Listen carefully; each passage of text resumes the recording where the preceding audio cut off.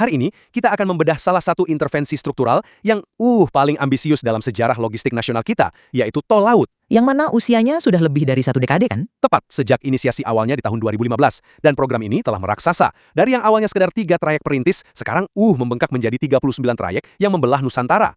Ini diklaim sebagai urat nadi logistik yang sukses merajut wilayah barat dan timur Indonesia. Nah, dan disitulah letak garis patahan yang akan kita eksplorasi hari ini. Apakah urat nadi ini benar-benar mengalirkan darah ekonomi secara sehat, atau sekedar dipaksakan berdetak menggunakan alat pacu buatan berupa subsidi pemerintah? Pernyataan yang sangat tajam. Pertanyaan sentral kita hari ini sangat jelas. Apakah tol laut merupakan keberhasilan struktural yang esensial dalam menekan biaya logistik dan menurunkan disparitas harga di wilayah tertinggal, terdepan, terluar, dan perbatasan, atau yang sering kita sebut wilayah 3TP? Atau sebaliknya? Apakah program ini justru sebuah subsidi yang tidak efisien, semacam ilusi superficial yang menutupi inefisiensi pelabuhan kita, dan malah lebih banyak menguntungkan oligopoli pedagang besar di daerah? Saya sendiri mengambil posisi bahwa tol laut adalah fondasi struktural yang sukses dan mutlak diperlukan oleh negara kepulauan seperti kita. Ini dibuktikan secara empiris melalui penurunan presentasi biaya logistik nasional serta merosotnya disparitas harga kebutuhan pokok secara nyata. Sementara saya hadir dengan perspektif yang lebih skeptis di sini. Saya berpandangan bahwa efektivitas tol laut ini, pada level tertentu adalah ilusi. Program ini secara struktural gagal menciptakan siklus ekonomi dua arah karena rendahnya muatan balik. Tol laut kalah kompetitif, dan yang paling krusial, keuntungan subsidi ini dibajak oleh segelintir pedagang besar. Oke, mari kita mulai dari capaian yang sudah terukur secara makro dulu ya. Karena kita tidak bisa mengabaikan fakta bahwa ada progres nyata di lapangan. Bagi saya, tol laut ini bukan sekedar soal, memindahkan kargo. Lalu soal apa? Ini adalah jembatan kemanusiaan. Kalau kita bedah data dari Kementerian Perhubungan tahun 2023, biaya logistik nasional kita berhasil ditekan perlahan menuju angka 22,5% dari PDB. Memang turun, tapi angka itu masih cukup tinggi jika dibandingkan negara tetangga kita loh. Tapi silakan lanjutkan. Ya, memang kita masih punya pekerjaan rumah. Tapi lihat, tujuan utama tol laut, yaitu memangkas ketimpangan harga. Datanya menunjukkan penurunan koefisien variasi atau KOVAR. Singkatnya, instrumen KOVAR ini mengukur seberapa senjang harga barang pokok antara satu wilayah dengan wilayah lain di Indonesia. Di tahun 2015, angka disparitas ini menganga di 14,2%. Tapi di tahun 2024, angkanya berhasil ditekan dan stabil di 10,25%. Bagaimana bentuk nyatanya? Di Nusa Tenggara Timur, harga semen yang tadinya tidak masuk akal bisa turun lebih dari 50%. Di Morotai, harga ayam beku yang dulu melambung tinggi karena ongkos udara, sekarang bisa ditekan menjadi Rp34.000. Wow. Kan, ini bukan sekadar angka kementerian. Intervensi negara lewat subsidi ini berhasil menghancurkan dinding isolasi geografis. Saya mengerti mengapa Anda menyoroti pencapaian harga ayam di Morotai atau semen di NTT. Itu kisah sukses yang sangat humanis. Dan jujur saja, saya sama sekali tidak menyangkal bahwa ketika sebuah negara menggelontorkan subsidi transportasi masif, ya pasti akan ada harga yang turun di beberapa titik akhir. Tentu saja, itu logika dasarnya. Tapi, ini tapinya. Saya mengajak kita untuk melihat inefisiensi sistemik yang bersembunyi di balik perayaan KOVAR 10,25% tadi. Tunggu, inefisiensi seperti apa yang Anda maksud? Karena angkanya jelas menunjukkan efisiensi harga bagi konsumen, kan? Inefisiensinya terletak pada kenyataan bahwa subsidi triliunan ini sebenarnya sekedar menutupi luka struktural yang menganga. Mengapa rute domestik kita tadi, seperti yang Anda sebut di awal, bisa tembus $1.400, sementara ke Shanghai cuma $200? Ya, karena jarak dan infrastruktur. Bukan cuma itu. Subsidi tol laut membuat seolah-olah ongkos angkutnya murah. Padahal, biaya dasar operasional logistik kita secara fundamental tetap tidak wajar. Tapi mari kita masuk ke kritik yang lebih spesifik soal pemerataan harga. Anda yakin keuntungan subsidi ini benar-benar dinikmati masyarakat lokal? Tentu. Berdasarkan integrasi tol laut dengan program Gerai Maritim, data kita menunjukkan kesenjangan harga berkurang rata-rata 30% secara nasional. Konsumen jelas membayar lebih murah. Konsumen memang membayar lebih murah dari sebelumnya. Tapi mari kita bedah mekanisme distribusinya di lapangan. Ekonom Faisal Basri berulang kali membongkar ilusi ini. Soal penguasaan pelabuhan? Betul. Begini mekanismenya. Subsidi angkutan laut dari pemerintah memang berhasil memangkas freight cost atau ongkos kargo di kapal. Kapalnya merapat di pelabuhan Maluku atau Papua. Tapi, siapa yang menyambut kontainer-kontainer itu di pelabuhan? Para distributor lokal, kan? Apakah ratusan distributor independen yang saling bersaing sehat? Tidak. Yang menyambut adalah jaringan oligopoli lokal. Jaringan distribusi darat, pergudangan, hingga armada truk di wilayah tujuan itu biasanya dikuasai oleh 2 atau 3 keluarga pedagang besar saja. Jadi maksud Anda, barang bersubsidi ini masuk ke gudang mereka terlebih dahulu? Tepat sekali. Kapal bersubsidi bongkar muat. Lalu barang itu ditimbun di gudang milik segelintir pemain besar ini. Merekalah yang mengatur keran suplai ke pasar tradisional. Ketika barang mulai kosong, mereka keluarkan sedikit demi sedikit untuk menahan harga jual tetap di titik yang paling menguntungkan mereka. Saya mengerti poin Anda. Jadi, negara membayar mahal untuk mensubsidi kapal, tapi margin dari turunnya ongkos logistik itu diserap oleh oligopoli ini. Subsidi negara mempertebal kantong penguasa pelabuhan lokal, bukan mengalir utuh menjadi diskon harga bagi konsumen. Itu kritik yang sangat tajam. Dan sejujurnya, mekanisme penguasaan pelabuhan oleh pemain lokal yang Anda jelaskan itu adalah realitas lapangan yang sulit dibantah. Tapi, izinkan saya memberikan perspektif yang berbeda. Silakan. Coba bayangkan tol laut ini ibarat kita membangun jalan tol beton yang mulus membelah hutan, jauh sebelum kota-kota di sekitarnya tumbuh sempurna. Tentu saja, pihak pertama yang punya kapasitas untuk membeli truk besar dan memanfaatkan tol itu adalah korporasi logistik yang sudah mapan. Artinya, Anda membenarkan bahwa subsidi ini salah sasaran di fase awal ini? Bukan salah sasaran, Tapi ini adalah tahapan alami dari sebuah manajemen pembangunan kawasan terisolasi. Kita tidak bisa mengharapkan struktur pasar monopolistik hancur dalam semalam hanya dengan mengirim 1 atau 2 kapal. Iya, tapi Tunggu sebentar. Yang ingin saya tekankan adalah, apakah keberadaan pedagang besar ini meniadakan fakta makro bahwa indeks inflasi nasional di sana lebih terkendali? Cover 10,25% itu diukur dari harga eceran di level konsumen, bukan harga beli di gudang pedagang besar. Terlepas dari margin perantara, konsumen tetap membayar jauh lebih murah dibandingkan era pra-2015. saya bisa menghargai argumen bahwa ini adalah masa transisi. Tapi metafora jalan tol membelah hutan tadi itu membawa kita langsung ke masalah struktural kedua yang jauh lebih gawat. Masalah apa itu? Tol laut ini adalah jalan tol yang praktiknya hanya berfungsi satu arah. Jika kita sepakat suplai logistik adalah siklus memutar, apa yang terjadi ketika kapal-kapal raksasa ini harus kembali ke barat? Disitulah kita berhadapan dengan krisis return freight atau muatan balik. Krisis asimetri muatan. Ya, ini memang menjadi momok klasik di sektor pelayaran kita. Sangat asimetris. Data tahun 2020 menunjukkan volume muatan balik tol laut itu hanya di kisaran 34% dari muatan awal. Bayangkan kapal baja raksasa membakar bahan bakar mahal berhari-hari dari timur ke barat. Tapi 66% ruang kargonya cuma berisi angin, kosong. Memang, secara visual itu Ini bukti tak terbantahkan bahwa tol laut gagal menciptakan economic linkage yang resiprokal.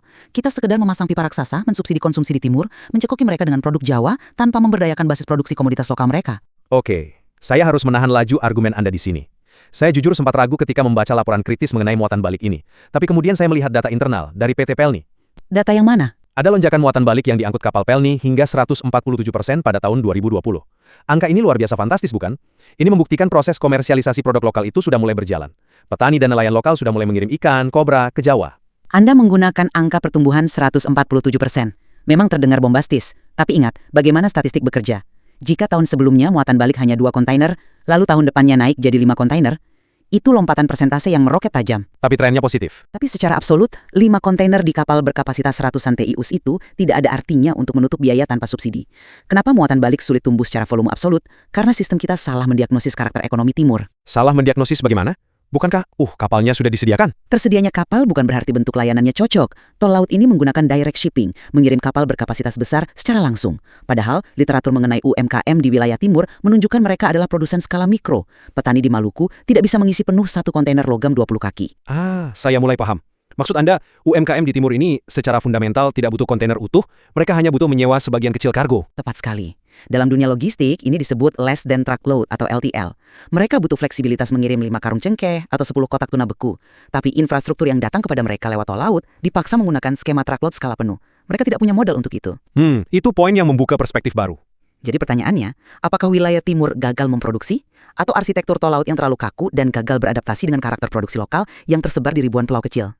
Saya harus akui, memaksakan seragam ukuran besar untuk entitas ekonomi yang masih tumbuh adalah sebuah kelemahan desain.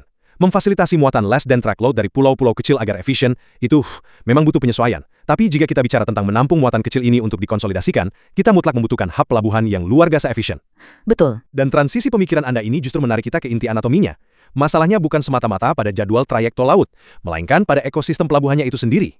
Akhirnya kita menyentuh daratan, karena memang di pelabuhanlah semua inefisiensi itu terakumulasi. Mari kita lihat realitas fisik di pintu gerbang utama logistik ke timur. Misalnya Pelabuhan Tanjung Perak di Surabaya. Anda tahu berapa rata-rata kecepatan derek bongkar muat di sana? Saya rasa bervariasi, tapi Hanya sekitar 10 kontainer per jam. 10 per jam. Dibandingkan dengan pelabuhan di Singapura atau Malaysia. Standar efisiensi pelabuhan di kawasan ASEAN menuntut kecepatan 30 hingga 40 kontainer per jam. Bayangkan, kapal tol laut membawa ratusan kontainer. Karena dereknya luar biasa lambat, kapal dipaksa berlabuh berhari-hari. Waktu tunggu ini, dwelling time ini, sangat menguras biaya. Itu jelas kerugian operasional. Dan masalahnya tidak berhenti di alat yang lambat. Kita berhadapan dengan masalah alamiah yang fatal, pendangkalan. Di Tanjung Perak, ada ancaman 743.000 meter kubik sedimen lumpur. Di Pelabuhan Belawan, pendangkalan memaksa pelabuhan hanya menerima kapal kecil sekitar 200 hingga 300 TEUs. Padahal untuk efisien, butuh kapal 1000 TEUs ke atas. Iya, saya melihat kemana arah argumen Anda. Menambah kapal subsidi ke pelabuhan yang dangkal dan derek lambat, itu ibarat melebarkan jalan tol menjadi 10 lajur. Tapi di ujung jalan tol hanya ada 1 gerbang tol manual yang dijaga 1 kasir. Metafora yang menarik. Kapalnya meluncur cepat dari pulau ke pulau, tapi akhirnya mengantri berminggu-minggu di lautan menunggu giliran bongkar muat. Efisiensinya menguap di gerbang pelabuhan. Metafora 10 lajur dengan 1 gerbang manual itu sangat kuat. Itu menangkap rasa frustrasi industri logistik dengan sempurna. Tapi saya tidak setuju jika Anda mengimplikasikan pemerintah diam saja membiarkan kemacetan itu. Justru karena keterbatasan fisik infrastruktur itulah kita melakukan manuver lewat rekayasa proses dan digitalisasi. Aplikasi digital apa yang bisa mengubah 10 kontainer per jam menjadi 40 kontainer per jam tanpa mengganti besi dereknya? Aplikasi tidak memindahkan kontainer, tapi memotong birokrasi yang menahan kontainer itu keluar dari pelabuhan. Inilah esensi integrasi National Logistic Ecosystem atau NLE dan Indonesia National Single Window. Sebelum ada INSW, sebuah kontainer bisa tertahan berhari-hari karena kapten kapal harus mendatangi 5 kementerian berbeda dengan tumpukan kertas. Dengan INSW, Uraka cukup mengunggah satu manifest digital. Seluruh urusan kepagianan, karantina, tereksekusi simultan. Ini memangkas dwelling time drastis. Tapi saya tahu Anda akan bilang ini tidak menjawab soal kapal yang antri karena pelabuhan dangkal, kan? Ya tentu saja, karena birokrasi digital tidak mengevakuasi lumpur di dasar laut, kapal besar tetap tidak bisa merapat. Betul. Dan disinilah inovasi operasional mengambil alih. Mari kita ambil contoh terobosan di Tanjung Perak dengan program EASY atau optimalisasi zona labuh. Ketika dermaga penuh dan dangkal, mereka memindahkan proses logistiknya ke atas air. Anda berbicara tentang ship-to-ship transfer. Tepat. Di zona labuh yang airnya dalam, kapal raksasa langsung ditempel oleh kapal feeder atau tongkang kecil. Kontainer dipindahkan di tengah laut, lalu tongkang kecil ini merapat ke pelabuhan. Kapal besar tidak perlu membuang waktu bersandar di dermaga padat. Ini secara radikal memotong port stay, mengurai kemacetan tanpa harus menunggu proyek pengerukan selesai. Saya sangat menghargai pragmatisme otoritas pelabuhan dalam mengeksekusi program EASY itu. Ship-to-ship transfer memang kecerdasan akal-akalan di tengah krisis. Tapi mari kita jujur secara intelektual. Memindahkan kontainer puluhan ton di perairan terbuka, itu mekanisme survival, bukan mekanisme yang optimal. Tapi itu menyelesaikan bottleneck antrian saat ini, kan? Untuk sementara, iya. Tapi itu membawa resiko baru terhadap keselamatan pelayaran, rentan terhadap cuaca, bongkar muat di atas ombak tidak akan pernah secepat menggunakan derek permanen di dermaga. Mengandalkan manuver darurat justru membuktikan poin saya, kita belum menyelesaikan pekerjaan rumah fundamental kita. Pekerjaan rumah pelabuhannya. Tepat. Selama pelabuhan kita tertinggal dari ASEAN, tol laut akan beroperasi di lingkungan berbiaya tinggi. Subsidi ini pada akhirnya hanya membiayai inefisiensi antrian. Harus kita akui, mendiagnosis sistem logistik negara kepulauan yang menjadi 17.000 pulau itu bukanlah pekerjaan satu malam. Saat kita mencoba menarik konklusi dari perdebatan mendalam ini, posisi saya tetap solid. Tol laut adalah fondasi struktural yang transformatif. Meskipun banyak lubangnya. Proses transisinya memang penuh tambal sulam, ya. Tapi, data makro bahwa biaya logistik menyusut dan Kofar harga berhasil turun ke 10,25% adalah bukti empiris kita di trayek yang benar. Manuver digitalisasi hanyalah cara taktis kita beradaptasi semari membenahi pelabuhan. Saya menghormati optimisme Anda, namun kesimpulan saya tetap berpijak pada standar efisiensi yang ketat. Niat baik pemerataan tidak cukup jika eksekusi operasional cacat. Selama masalah muatan balik tidak direspons dengan model LTL untuk UMKM, derek lambat dan pendangkalan dibiarkan, tol laut terus dihantui risiko menjadi sekedar mesin pemakan anggaran subsidi, alih-alih mendongkrak daya saing Nusantara. Diskursus yang benar-benar tajam dan memperluas horizon kita. Melalui tukar pikiran hari ini, terlihat jelas bahwa kebenaran mengenai tol laut tidak berdiam di titik hitam atau putih. Realitasnya hidup persis di ruang abu-abu di antara ambisi besar integrasi nasional dan realitas lapangan yang penuh dengan lumpur pelabuhan. Kami mengajak Anda untuk menggali lebih jauh literatur dan data untuk membentuk kesimpulan mandiri. Terima kasih telah menemani ruang diskursus kami hari ini, dan sampai jumpa di The Debate berikutnya.